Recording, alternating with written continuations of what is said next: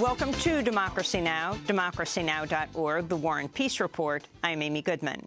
In France, at least 7 people have been detained and 2 have been killed after a series of gun battles and a police raid on an apartment in a northern suburb of Paris. Authorities said the operation targeted a Belgian man accused of masterminding the Paris attacks that killed 129 people Friday. Abdelhamid Abaoud was initially said to be in Syria.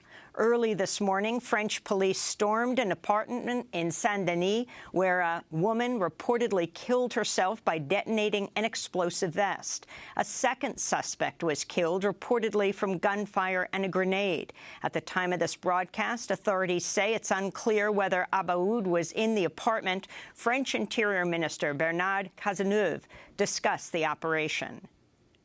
S'il vous plaît, depuis ce matin, since 4 o'clock this morning, French Special Forces police have carried out an operation to neutralize terrorists. 7 people were arrested. 2 people have died, including a woman, by explosives.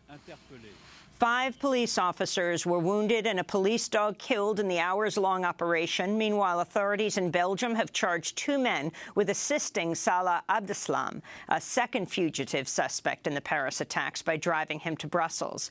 Abdeslam's family has called for him to turn himself in. Amid security fears on Tuesday, authorities in Hanover, Germany, abruptly canceled a soccer match following a, quote, concrete tip about a planned bomb attack. 2 Air France flights bound for Paris from the United States were diverted over reports of bomb threats. France, Russia, and the United States have launched fresh airstrikes against the Islamic State in Syria. This week, a U.S.-based human rights group accused Russia of bombing at least 10 medical facilities in Syria last month. Physicians for Human Rights said it chronicled 16 attacks total on Syrian medical establishments in October alone, the highest tally in the conflict to date. Friday's deadly attacks in Paris have set off a storm of calls to close borders and reject refugees fleeing Syria. In the United States, House Speaker Paul Ryan and Senate Majority Leader Mitch McConnell have called for a pause in the U.S. program accepting Syrian refugees, and governors of at least 27 U.S. states have said they will not accept the refugees. The White House held a conference phone call with 34 governors Tuesday. President Obama said attempts to block refugees are offensive and contrary to American values. We're open to hearing actual ideas, but that's not really what's been going on in this debate. When candidates say we wouldn't admit 3-year-old orphans, that's political posturing. When individuals say that we should have a religious test and that only Christians, proven Christians, should be admitted, that's offensive and contrary to American values. That's President Obama speaking in the Philippines today. We'll have more on Syrian refugees with Peter Buchart of Human Rights Watch and California Congressmember Barbara Lee after headlines. It remains unclear exactly how the upheaval in Paris will impact the United Nations Climate Change Summit, which opens in Paris November 30th. Environmentalists from around the world have planned a massive march with 200,000 people expected the day before the talks begin. Ahead of the summit, the U.S. Senate voted Tuesday to block President Obama's new regulations to cut carbon emissions from coal-fired power plants. This all comes after last month shattered records, becoming by far the warmest October ever recorded worldwide. We'll have more on the Paris climate talks and the outlook for protests later in the broadcast. In Nigeria, at least 32 people have been killed in a suicide bombing at a crowded market in the northeastern city of Yola. It's the latest in a series of deadly attacks attributed to the militant group Boko Haram. The attack comes just days after Nigerian President Muhammadu Buhari visited the area and deemed Boko Haram, quote, very close to defeat. The Obama administration has announced approval of a $1.29 billion arms sale to Saudi Arabia, despite reports of possible war crimes in Yemen. The State Department approved the sale of tens of thousands of bombs, as well as munitions and other weaponry produced by Boeing and Raytheon. The weapons replenish stocks used by Saudi Arabia in the U.S.-backed bombing campaign in Yemen, where Amnesty International has warned of apparent war crimes by the Saudi-led coalition.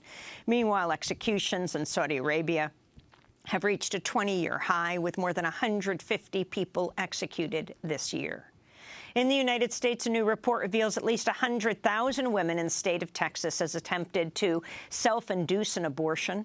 The groundbreaking study by the Texas Policy Evaluation Project comes as the Supreme Court has agreed to hear a challenge to a sweeping Texas anti-choice law. Since the law passed in 2013, about half the state's 41 abortion clinics have closed.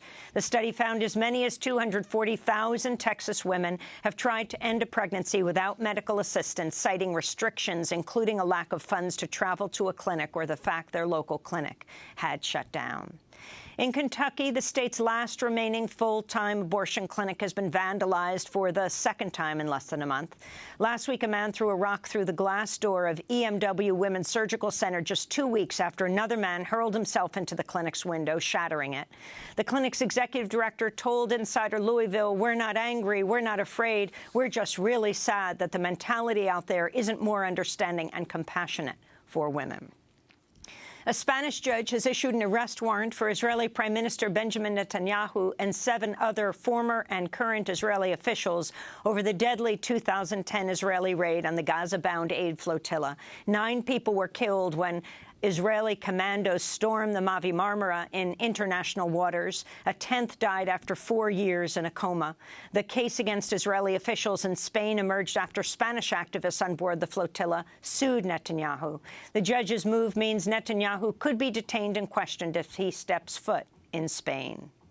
President Obama faced protests over the role of the U.S. military as he arrived in the Philippines for the APEC summit today. His visit comes as the Philippines Supreme Court considers a constitutional challenge to a military deal that would grant U.S. troops broad access to military bases in the Philippines. Diego Torres was among the activists who gathered to oppose Obama's arrival in Manila. Today, Obama will arrive in the Philippines. And this is our welcome for him, a protest that rejects his presence because we do not want the leader of the United States, the chief architect of aggression and cruelty towards many nations around the world, to land in the Philippines. The Norwegian oil company Statoil has announced it's ending its Arctic oil drilling program, while its stakes in the Arctic don't expire till 2020. The move comes after Shell walked away from its oil drilling program in the Arctic after spending $7 billion on it. Republican presidential candidate Ben Carson's own advisors have acknowledged he's struggling to comprehend foreign policy. Carson, who's leading Republican candidate in some polls, has blundered on the topic of foreign policy, including wrongly claiming China's involved militarily in Syria. Speaking to the New York Times, a top Carson advisor said, quote, "Nobody has been able to sit down with Carson and have him get one iota of intelligent information about the Middle East." Meanwhile, Louisiana Governor Bobby Jindal has ended his campaign for the Republican presidential nomination. After failing to gain much traction, Jindal said Tuesday it's not his time. So, look, we announced, obviously, today we are suspending the presidential campaign. Look, I'm honored to have had the chance to run for president of the United States. My parents came here 45 years ago in search of freedom and opportunity. Never in a million years would they have imagined that I could be governor, much less run for president. This wasn't our time. And those are some of the headlines. This is Democracy Now!, democracynow.org, The War and Peace Report. I'm Amy Goodman. And I'm